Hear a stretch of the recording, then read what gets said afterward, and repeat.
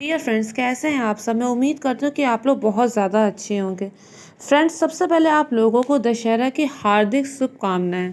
मैं उम्मीद करती हूँ कि इस दिन आप लोगों के जीवन में भी किसी न किसी बुराई का अंत होकर एक नए कल की शुरुआत होगी। जैसा कि दशहरा का पर्व हमें संदेश देता है, बुराई पर अच्छाई की विजय का। ये खाली भगवान श्री रामचंद्र का विजय अभियान न होकर बुराई पर अच्छाई की विजय का मैसेज हमें देता है। जैसा कि हम सभी लोग जानते हैं, इस दिन माता दुर्गा ने महिषासुर का अंत भी किया था। ऐसे भी लोगों की मान्यता है, लेकिन आज जो मेरा टॉपिक है वो इन सब चीज़ों से ज़रा हटकर है। फ्रेंड्स, ये जो प्रसंग मैं आपको कहने जा रही हूँ वो रामचरितमानस से है। हो सकता है कि आप में से बहुत लोगों ने सुना हो और ये भी हो सकता है कि ना सुना हो। तो फ्रेंड्स, आज वही बात मैं आपसे कहने जा रही हूँ। मैं उम्मीद करती हूँ कि आपको मेरा ये वीडियो बहुत ज़्यादा अच्छा लगेगा। फ्रेंड्स, मेरी आपसे रिक्वेस्ट है कि प्लीज़ मेरे वीडियो को लाइक, शेयर और सब्सक्राइब भी कर दीजिए, ताकि जो मेरी छोटी सी सब्सक्राइबर फैमिली है वो कुछ बढ़ सके। अगर आप लोगों को मेरा वीडियो ठीक लगता है तो बस आपको कुछ नहीं करना, बस अपने स्टेटस पे जाके मेरे लिंक को ही शेयर कर दीजिए, ताकि कुछ और व्यूज़ बढ़ सके। Thank you friends. अब मैं अपने वीडियो को और आगे बढ़ाती हूँ। जैसा कि मैं आपको बता रही थी कि जो मैं आपसे कहने जा रही हूँ, हो सकता है आपने पहले सुना हो और ये भी हो सकता है कि पहले ना सुना हो। फ्रेंड्स, जैसा कि हम जानते हैं कि भगवान राम ने रावण की नाभि पे तीर मारा और उसका अंत हो गया। जब वो भूमि पर गिरा तो भगवान राम ने लक्ष्मण जी से कहा कि जाओ रावण से राजनीति का कोई ज्ञान लेकर आओ, क्योंकि रावण जो है वो बहुत ही ज्ञानी है, प्रखांड पंडित है, उसके जैसा राजनीति का ज्ञान किसी और को नहीं है। लक्ष्मण जी ये सुन के दुविधा में पड़ गए। उन्होंने कहा, भले रावण को राजनीति का ज्ञान हो, पर वो ज्ञान लेकर मैं क्या करूँगा। राजा तो भगवान राम को बनना है, मुझे राजा बनना ही नहीं। जिस चीज़ें मेरी कोई रुचि नहीं है वो सीख कर मैं क्या करूँगा। दूसरी बात उसके मन में ये आई कि अगर इसे इतना ही ज्ञान है राजनीति का, तो फिर आज इसकी हार कैसे हुई। अगर इसे राजनीति का इतना ज़्यादा ज्ञान होता तो इसकी हार थोड़ी ही होती।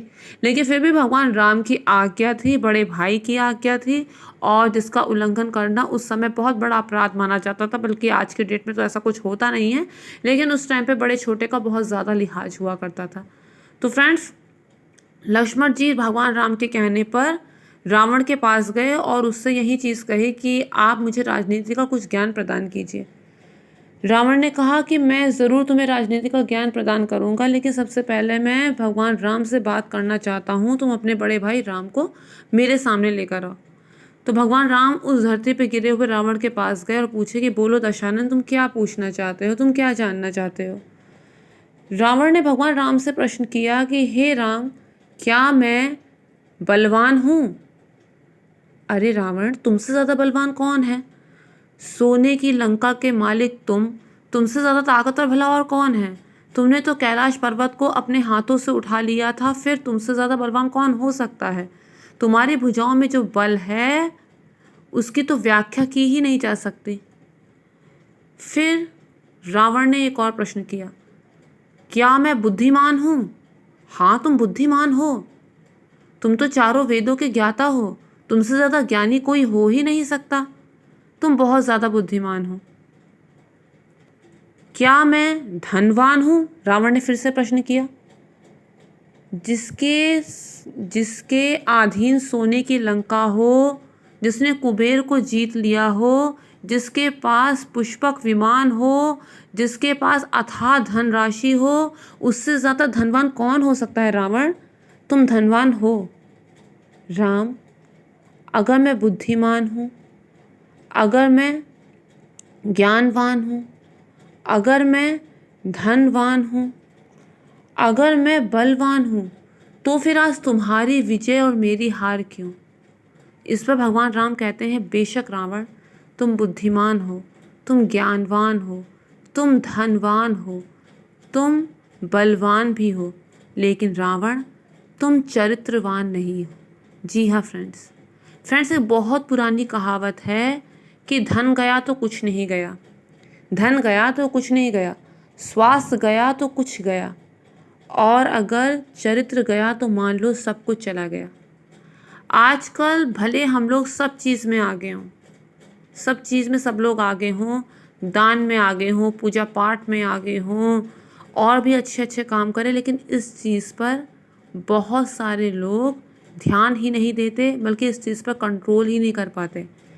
बार बार प्यार, आज किसी से, कल किसी और से, फिर किसी और से, कोई और बेहतर और बेहतर। इस बेहतर में वो अपना कितना नुकसान कर रहे हैं ये वो नहीं जानते। फ्रेंड्स, एक बार जो प्यार होता है, एक बार किसी से कमिटमेंट होता है तो फिर बस वो कमिटमेंट हो जाता है।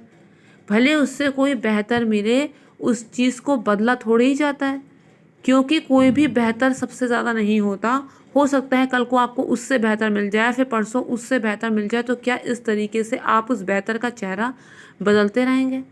लेकिन कुछ लोग तो इस चीज़ को गलत मानते ही नहीं हैं, इस चीज़ को गलत ठहराते ही नहीं हैं, बल्कि इस चीज़ को सही समझते हैं, जो कि बहुत गलत है। फ्रेंड्स, जो चीज़ गलत है उसे चाहे किसी भी तर्क के लिबास में लपेटी जाए, वो गलत ही रहती है।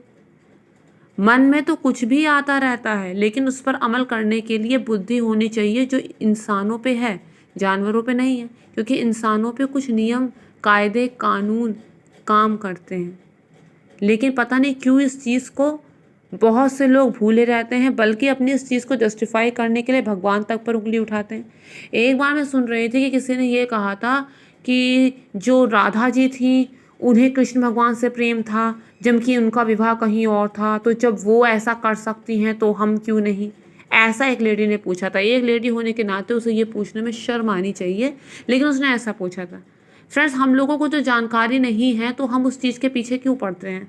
हमें जो जानकारी हमें टीवी सीरियल से मिले, लेकिन टीवी सीरियल से परे भी कुछ और चीज़ें होती हैं। भगवत गीता होती है, पुराण होते हैं, शास्त्र होते हैं, जाने कौन कौन सी हरि अनंत हरि कथा अनंता कौन कौन सी कथाएं, क्या हम सबके बारे में जानते हैं? एक कथा के अनुसार ऐसा है कि ब्रह्मा जी ने खुद विवाह कराया था राधा जी का और भगवान श्री कृष्ण का। वो दो नहीं एक हैं। हमें इस बारे में जानकारी नहीं है, तो क्या वो चीज़ हुई ही नहीं है? तो एक पत्नी तो अपने पति से प्रेम करेगी ही ना। तो इस बात को तो यहीं पे ख़त्म कर दिया जाए तो ज़्यादा अच्छा है। कुछ लोग ऐसा कहते हैं कि भगवान श्री कृष्ण ने तो 16,800 रानियों से विवाह करा था, हम क्या 2-4 से भी नहीं कर सकते? अरे भगवान श्री कृष्ण ने तो मौसी पूतना का जहर वाला दूध भी पिया था। जरा तुम फिनाइल की गोली खा के दिखाओ। भगवान श्री कृष्ण ने तो कालिया के फन पर नाच भी किया था। तुम जरा सांपों के बीच में नाच कर दिखाओ। जिस चीज़ का हमें पता नहीं है उस चीज़ में हम क्यों तर्क दे रहे हैं? वो 16,800 सिद्धियाँ थी जो भगवान श्री कृष्ण को ब्याही थी। भगवान श्री कृष्ण ने एक राक्षस के कैद से 16,800 कन्याओं को छुड़ाया था। वापस घर वो जा नहीं सकती थी, क्योंकि इतने दिन कैद में रहने के बाद घर वाले उन्हें कभी स्वीकार करते नहीं। मरने के अतिरिक्त उनके पास और कोई उपाय नहीं था। भगवान श्री कृष्ण से विवाह करने के लिए उन्होंने उनसे बहुत प्रार्थना की थी, तब भगवान श्री कृष्ण ने उनके जीवन को बचाने के लिए उनसे विवाह कर लिया था। उनके जीवन को उन्होंने बचाया था। ये भी कहा जाता है कि वो पिछले जन्म में सब ऋषि मुनि थे, इतनी भगवान की पूजा की कि अगले जन्म में भगवान से उनका वरण हो गया। भगवान राम ने, जब भगवान श्री कृष्ण ने भगवान राम का रूप लिया था, तो उस समय मोहित होकर बहुत सी कन्याएं उनसे विवाह के सपने संजोती, उनसे विवाह के लिए पूजा पाठ तपस्या करती। पूरी ज़िंदगी उन्होंने पूजा पाठ में बिता दी कि काश काश हमारा विवाह भी भगवान राम से हो जाए। भगवान राम तो उस समय मर्यादा पुरुषोत्तम थे, सबसे विवाह कर नहीं सकते थे, तो इसलिए उन्हें वचन दिया कि अगले जन्म में मैं तुम सबसे विवाह करूँगा। कुछ लोग तो और भी ज़्यादा गलत कहते हैं कि भगवान श्री कृष्ण ने गोपियों के वस्त्र तब चुराए जब वो निर्वस्त्र होकर जल के भीतर थी। भगवान श्री कृष्ण ने गोपियों के वस्त्र इसलिए चुराए क्योंकि वो उनको ये बताना चाहते थे कि आज तो मैं हूँ, कल को कोई और होगा, तब तुम क्या करोगे। और दूसरी बात उनसे ये कहना चाहते थे कि 3 चीज़ों के समय कभी भी इंसान को निर्वस्त्र नहीं होना चाहिए: नहाते समय, सोते समय और चलते समय। नहाते, सोते और चलते समय कोई ना कोई वस्त्र ज़रूर शरीर पर होना चाहिए, क्योंकि अगर हम नहाते समय कोई वस्त्र शरीर पर नहीं डालेंगे तो जल देवता का अपमान होगा, चलते समय नहीं तो वायु का अपमान होगा, और सोते समय नहीं तो चंद्रमा का अपमान होगा। तो ऐसा कहा जाता है कि नहाते समय कुछ ना कुछ वस्त्र शरीर पे होना चाहिए, अन्यथा ये महापाप है, ऐसा बोला जाता है।